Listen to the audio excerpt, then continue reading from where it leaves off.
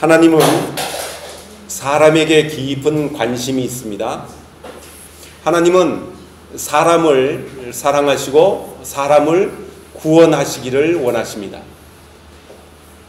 사람에게는 두 가지 종류가 있습니다. 하나님의 관점에서 보면 두 가지 관점의 사람이 있는데, 하나는 구원받아야 되는 사람이 있고 그들을 구원하는 데 쓰임받는 일꾼의 사람이 있다는 것입니다.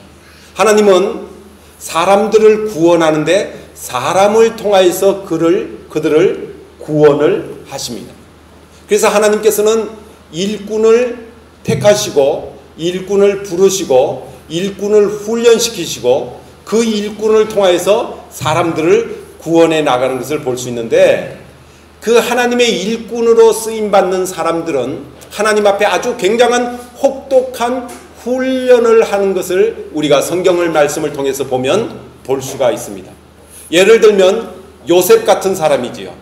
하나님께서는 요셉을 통하여서 그의 일가 친척 형제들을 다 구원하시기를 하나님은 원하셨습니다. 그런데 요셉은 젊은 시절 10대 때 노예로 팔려가는 그런 서러움을 당했어요. 그리고 노예로 팔려가서 종살이 하다가 더 억울하게 보디발의 감옥에 갇히는 그런 억울함을 당했어요.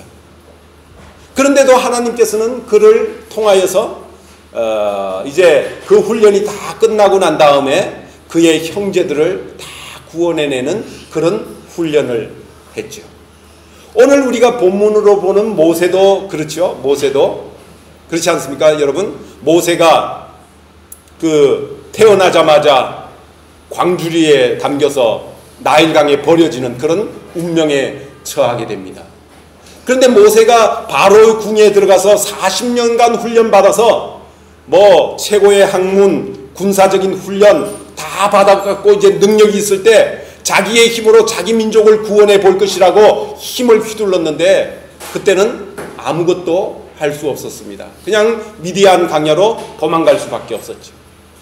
하나님께서는 40년간 바로의 궁에서 훈련을 시키시고 그 다음에 40년간 또 미디안 광야에서 모세를 훈련시켰습니다. 때가 되니까 하나님께서 호렙산 뜰기나무 앞에서 모세를 부르시죠. 부르셔서 사명을 주십니다. 너는 가서 너의 민족, 저 바로의 아래서 신음하고 노예 생활하고 착취당하고 있는 너의 민족을 구원해내라. 하나님이 모세를 부르셔서 사명을 맡겨주십니다. 그런데 그처럼 위대한 하나님의 사람 모세조차도 하나님께서 사명을 맡기실 때 그 자기의 무능함과 자기의 무지함과 그 다음에 아무것도 할 수 없다는 그런 것으로 하나님의 사명을 정중하게 거부합니다. 거부해요. 여러 가지로 거절하고 거부하지. 사랑하는 성도 여러분, 오늘날 이 시대에도 마찬가지입니다. 하나님은 이 시대에도 구원함을 받아야 되는 많은 사람들이 있고 그들을 사랑하십니다. 그들을 구원하시기 위해서 또 다른 모세와 같은 하나님의 일꾼들을 찾으시고 그들을 부르시고 그들에게 사명을 맡기시기를 원하십니다. 근데 하나님이 부르시고 사명을 맡기는 그 사람들이 계속적으로 변명하고 자기의 무능함을 이야기하면서 나는 할 수 없습니다. 나는 아무것도 못합니다. 그러면서 하나님이 맡기시는 사명을 순종하지 않고 거부함으로 말미암아 하나님의 구원 계획에 순종하지 못하는 그런 많은 모습들을 본다는 것이지요. 이와 같은 시절에 하나님께서는 그 모세를 계속적으로 격려하시고 위로하시고 힘주시고 이적과 기적을 보여주시면서 하나님이 내가 너를 쓰기를 원한다. 내가 너를 쓰겠다라고 계속적으로 말씀을 하십니다. 여러분, 하나님 앞에 쓰임받는 일꾼에게 하나님이 내가 너에게 나타났다, 내가 너에게 말했다라고 하면서 증거를 3가지 정도로 보여주십니다. 오늘 출애굽기에서는 그 3가지 증거를 보여주시는 것입니다. 모세에게 나타나서 하나님께서 내가 너에게 말하고 내가 너에게 나타난 증거를 세 가지로 보여주겠다. 그렇게 말씀을 하는 겁니다. 모세가 사명을 받고 난 다음에 애굽으로 가려고 하니까 하나님 앞에 이렇게 이야기를 하는 거예요. 하나님, 애굽에 가서 사람들에게 말을 하면 하나님이 너에게 나타나지 않았다, 너에게 말하지 않았다, 이렇게 말하면 내가 꼼짝없이 거짓말쟁이가 되지 않습니까? 나에게 나타났다는 증거를 보여주십시오. 그러니까 하나님이 그래 좋다, 세 가지로 보여주겠다. 첫째로 네가 들고 있는 것이 무엇이냐, 내 손에 있는 것이 무엇이냐, 이렇게 물었습니다. 모세의 손에 무엇이 있었죠? 모세의 손에 지팡이가 있었습니다. 그 지팡이는 미디안 광야에서 양떼를 칠 때 목동들이 들고 있는 지팡이에요. 그 지팡이가 지금 어디에 있어요? 어디에? 톱카프 왕궁에 있어요, 여러분. 모르는 사람 가서 보세요. 톱카프 왕궁에 있습니다. 톱카프 왕궁에 가서 보면 모슬렘 종교관에 가보면 종교관에 그게 요만한 한 1m 한 10cm 20cm 정도 되는 화석화된 아주 단단하게 생긴 그런 그 나무가 있어요. 거기면서 모세의 지팡이다 이렇게 써져 있습니다. 여러분 꼭 한번 가서 보시기 바랍니다. 하나님이 모세 손에 뭐가 있느냐 이렇게 물으셨어요. 지팡이가 있었어요. 지팡이. 이 지팡이는 모세가 목동으로 양을 칠 때 가지고 있던 생활의 도구입니다. 80 먹은 노인이 청년처럼 걸을 수가 없어서 짚고 다니던 지팡이일 수도 있습니다. 즉 다시 말하면 모세가 한평생 미디안 광야에서 40여 년 동안 의지하던 그것이 바로 지팡이였다는 거죠. 그러면서 여러분, 노인이 지팡이를 의지하는 것, 그리고 목동이 양을 치는 지팡이를 사용하는 것은 당연한 것입니다. 그렇죠? 그게 잘못된 것이 아닙니다. 그런데도 하나님이 그것을 던지라 라고 말합니다. 놓아라 라고 말합니다. 무슨 의미가 있죠? 우리가 삶의 현장에서 의지하는 것, 생활의 도구, 그 다음에 당연히 하는 것, 나는 이것을 활용해야 된다라고 생각하는 것을 하나님이 때때로는 그것을 던져버려라, 놓아버려라 라고 말씀할 수도 있다는 것입니다. 모세가 그 지팡이를 하나님의 말씀에 순종해서 던졌더니 무엇이 되었다고 말하고 있습니까? 뱀이 됐다고 말하고 있어요. 뱀은 사탄을 의미합니다. 그리고 바로를 의미합니다.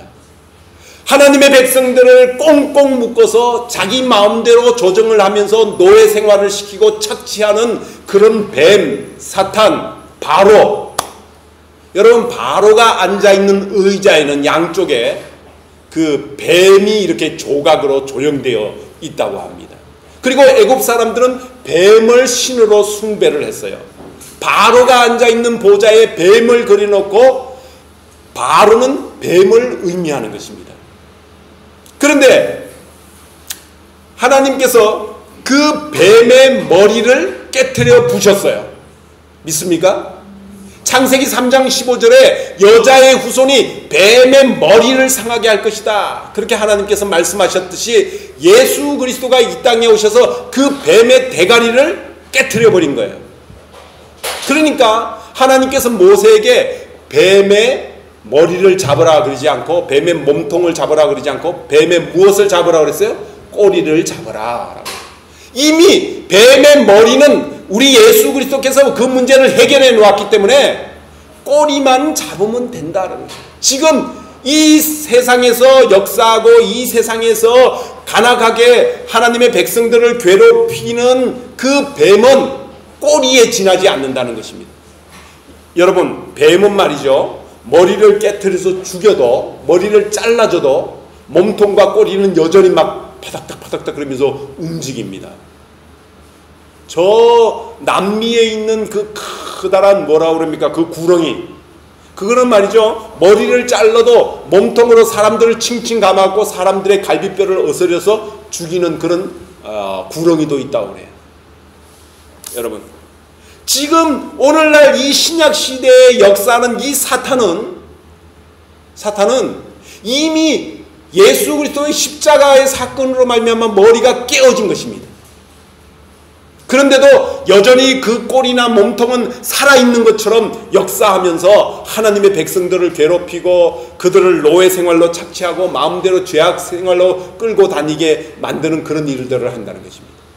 그럴 때 하나님께서 모세에게 뭐라고 말합니까? 그 꼬리를 잡으라 라고 말씀을 합니다. 여러분, 하나님의 백성들이 하나님의 권세로 사탄의 세력들을 붙잡으면 사탄이 꼼짝 못하게 될 줄로 믿습니다. 여러분, 우리가 말씀에 순종하는 삶을 살면 하나님께서 역사를 한다는 것입니다. 그래서 모세가 뱀을 다시 잡았더니 그 뱀이 곧 지팡이가 되었다라고 말씀하고 있습니다. 때때로 우리의 삶의 방편이 우리가 의지하고 있는 것이 우리가 붙들고 있는 그것을 하나님 앞에서 던지면 하나님께서 말씀을 통해서 그것을 변화시키고 하나님의 능력을 나타내는 것으로 변화시켜 나갈 줄로 믿습니다.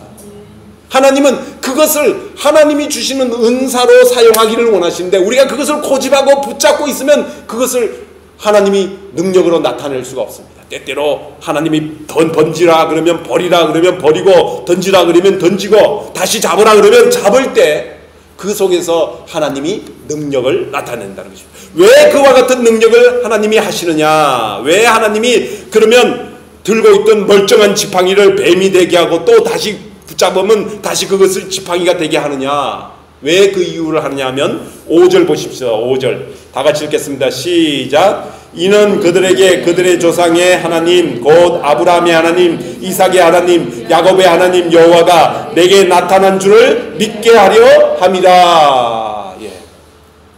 지금 무엇이 문제예요? 모세에게 하나님이 나타났는가 나타나지 않았는가 그게 문제잖아요. 지금 모세는 그것 증거를 받기를 원하잖아요. 하나님의 백성들 앞에 모세가 갔는데 하나님의 사람들이 너 하나님이 언제 너에게 나타났어? 너에게 아무 말도 하지 않았잖아. 이렇게 이야기할 때 하나님의 사람 모세는 하나님이 자신에게 나타났다는 확실한 증거를 보여주기를 원하는 거예요. 왜 하나님이 지팡이를 버리라 그러고 그 지팡이를 뱀으로 만들고 그 지팡이를 다시 잡으면 지팡이가 되게 하고 그런 일들을 왜 하느냐 하면 하나님이 모세에게 나타났다. 모세가 하나님의 임재를 경험하고 하나님이 함께 하시는 사람이라고 하는 것을 보여주기 위해서 그와 같은 역사를 한다는 것입니다. 여러분, 우리가 하나님의 말씀에 순종하며 나가고 하나님의 원대한 구속사에 순종하기만 하면 하나님께서는 하나님이 우리와 함께 하시고 우리에게 나타났다는 증거를 보여주실 줄로 믿습니다. 그와 같은 기적을 나타내 보여주실 줄로 믿습니다. 우리의 삶의 방편을 통해서 우리가 가장 의지하는 것을 통해서 하나님이 나타났다는 증거를 보여주실 줄로 믿습니다.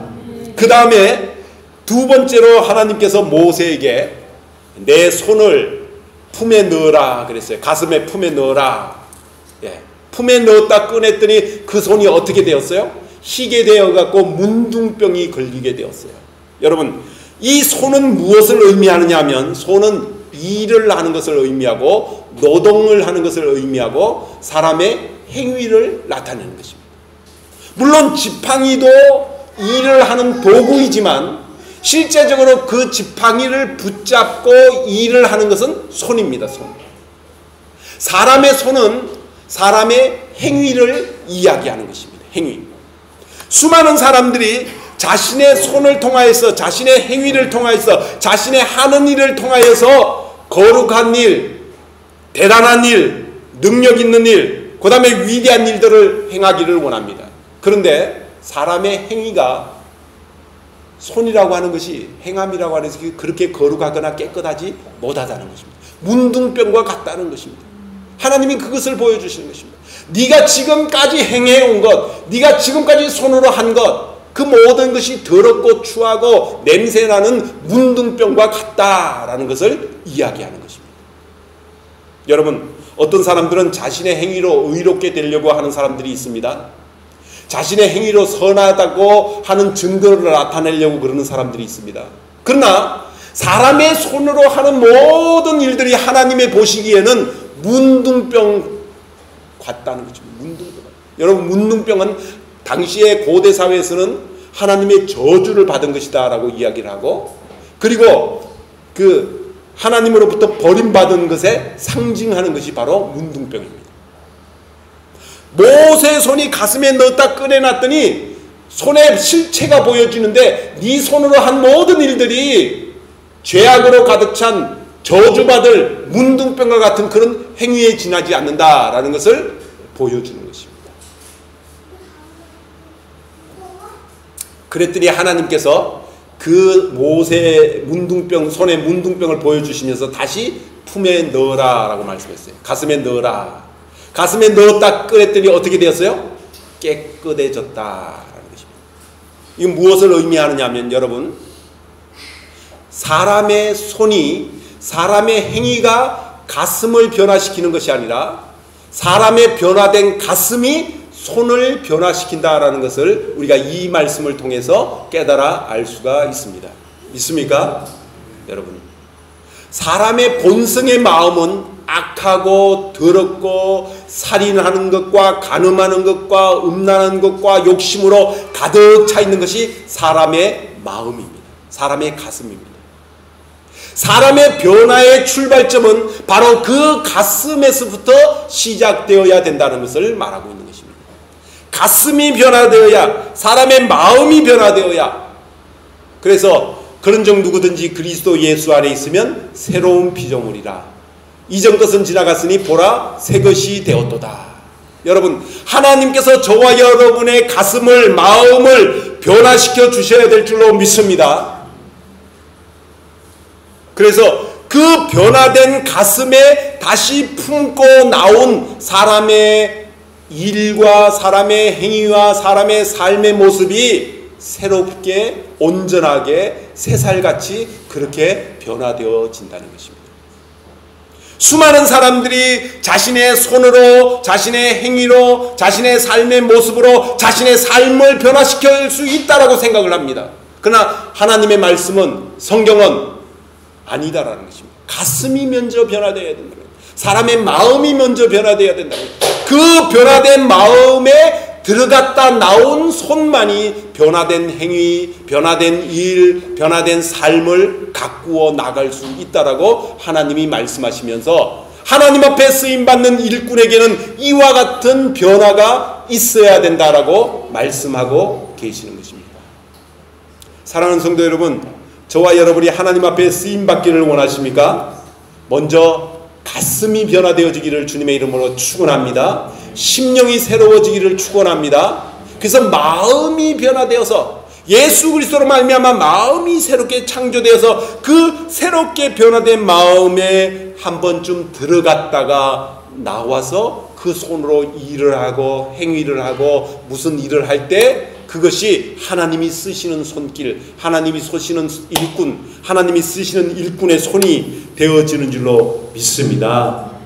그 다음에 마지막 세 번째로 하나님께서 모세를 애굽의 나일강가로 데려갑니다. 그리고는 그 강물을 조금 뜨다가 그 강에 부으라고 말합니다. 여러분, 우리가 잘 아는 대로 나일강은 그 강물이 생명의 젖줄기입니다.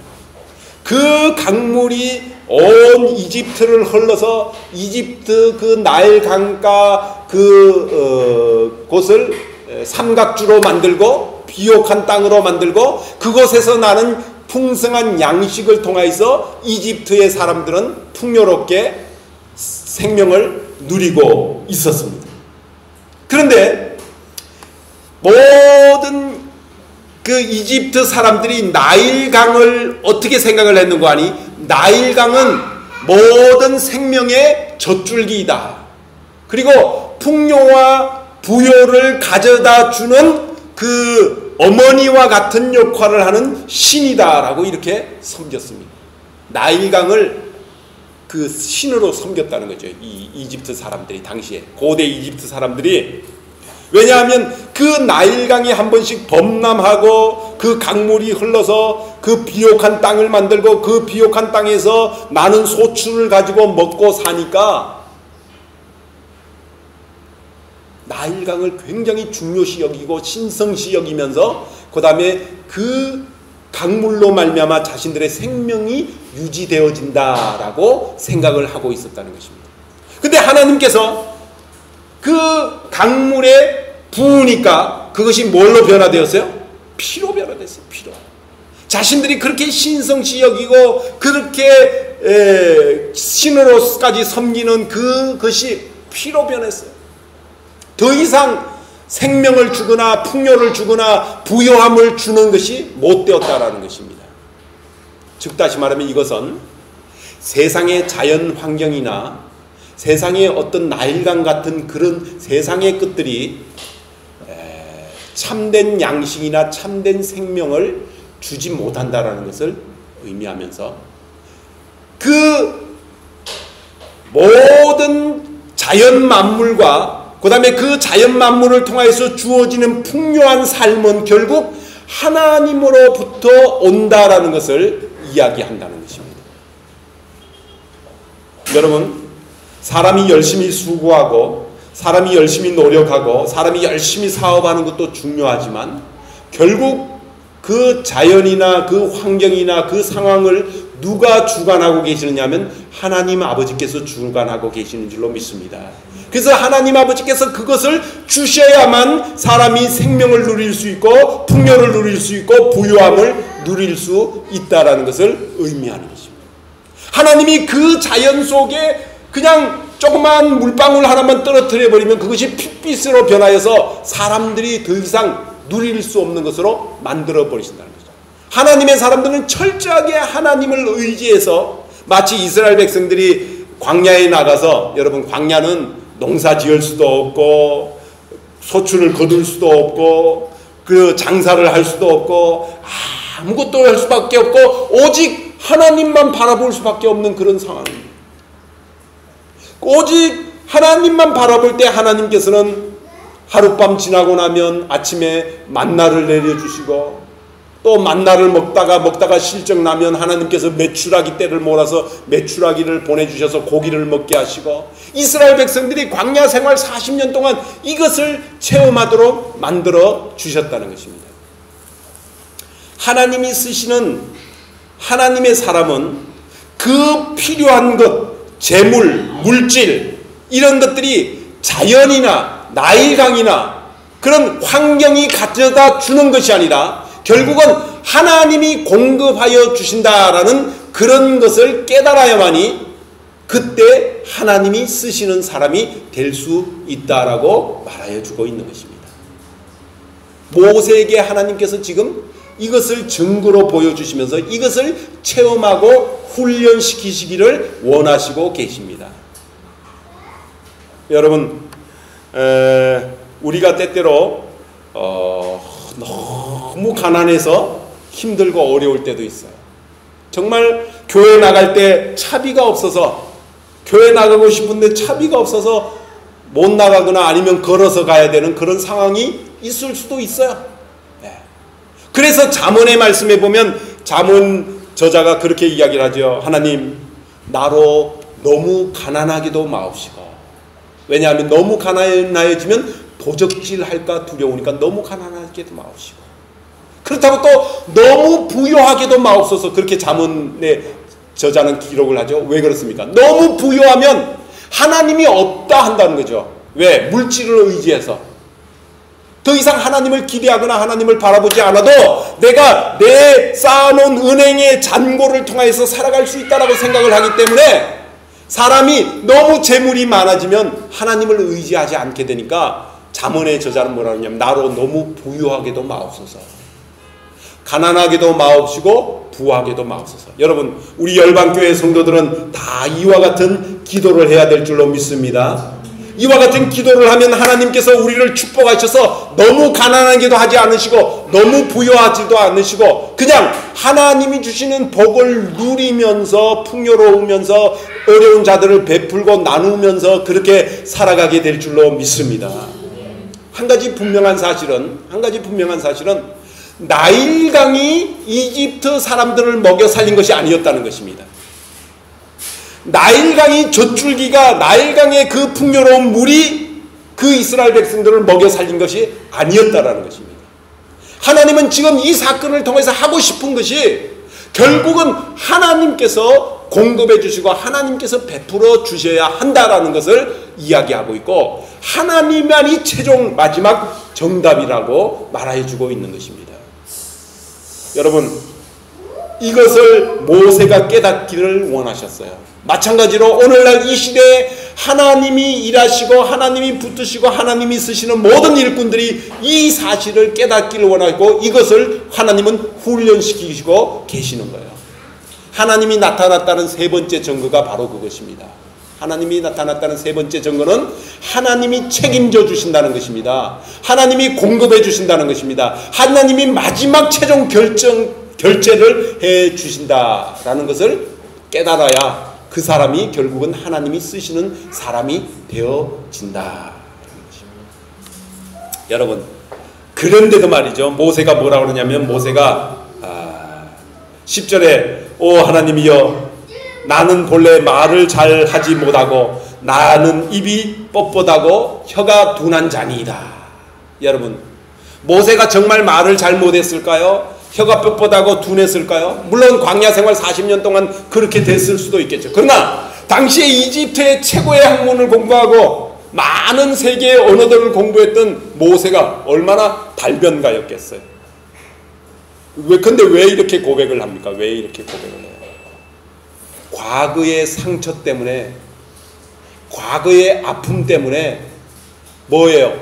자격지심이 들은 거죠. 자격지심. 나는 아무것도 할 수 없다. 왜냐하면 40년 전에 자기가 에집트 사람들을 때려 죽이면서 자기 동족들을 구원하려고 했는데 성공했어요? 실패했어요? 실패했어요. 자기 동족들로부터 거부당했어요. 거절당했어요. 그런 상처와 아픔이 있다는 거예요. 상처와 아픔. 여러분, 하나님의 사람들이 하나님의 부르심에 하나님이 사명 맡기시는 것에 가장 거절하고 가장 순종하지 못하는 이유가 뭐냐면 자신의 과거의 경험. 내가 과거에 하나님의 말씀에 순종해서 괜히 나서갖고 했다가 한 방 깨졌거든요. 그 과거의 경험, 과거의 그 트라우마, 과거의 아픔, 그것이 오늘날 하나님의 부르심 앞에, 오늘날 하나님의 말씀 앞에 불순종하게 되는 그런 장애물이 된다라는 사실을 이 말씀을 통해서 보여주고 있는 것입니다. 정말 그래요. 우리가 말이죠, 오늘날 하나님의 부르심의 말씀에 순종 못하는 이유가 뭡니까? 과거의 상처 때문에 그렇지 않습니까? 과거의 아픔 때문에 그렇지 않습니까? 과거의 경험에 내가 하나님의 말씀에 순종해서 교회에서 이런 역할도 감당하고 이런 사명도 감당하고 이런 일들도 했는데 그때 하나님이 능력을 나타내 주지 않아서 실패할 수 있고 좌절할 수 있고 말이죠. 아픔을 겪을 수 있고. 과거에도 그랬는데 뭐 지금도 괜히 또 나섰다가 또 깨지면 어떡하나.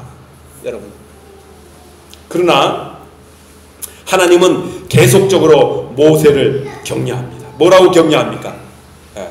누가 사람의 입을 지었느냐? 누가 말 못하는 자나 못 듣는 자나 눈 밝은 자나 맹인을 되게 하느냐? 누가 하는 거죠? 하나님이 하신다는 것이죠. 하나님.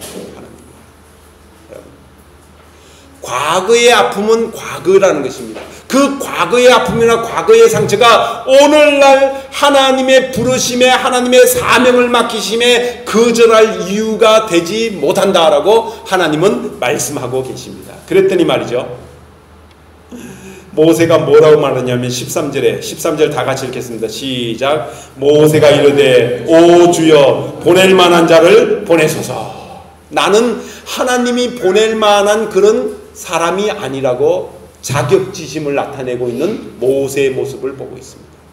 여러분, 우리도 때때로 하나님이 사명을 맡길 때, 하나님이 우리에게 가라고 말씀하실 때, 우리에게 어떤 역할을 맡기실 때 구원의 역사로 하나님의 일꾼 되도록 하나님이 부르시고 격려할 때 오 주여 보낼 만한 자를 보내소서 그러면서 이렇게 거절하고 사양할 때가 얼마나 많습니까? 그랬더니 하나님께서 말이죠 분을 내시는 거예요. 화를 내시는 거예요. 14절에 여호와께서 모세에게 노하였다고 말씀하고 있습니다. 여러분 우리가 하나님이 사명을 맡기실 때 한두 번 겸손하게 사양할 수도 있어요.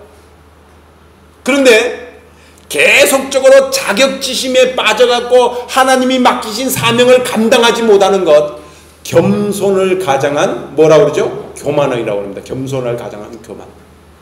내가 해야 된다라는 이런 생각을 아직도 갖고 있다는 거죠. 내가 해야 된다라는 이런 생각. 그래서 나는 못한다 이런 이야기를 할 때 하나님은 화를 내신다는 것입니다. 분을 내신다는 것입니다. 드디어 하나님이 화를 내셨어요. 그러면서 대안을 제시합니다. 내 영 아론을 너에게 보내주겠다. 그가 너의 대언자가 되겠다 라고 말씀하시는 것입니다.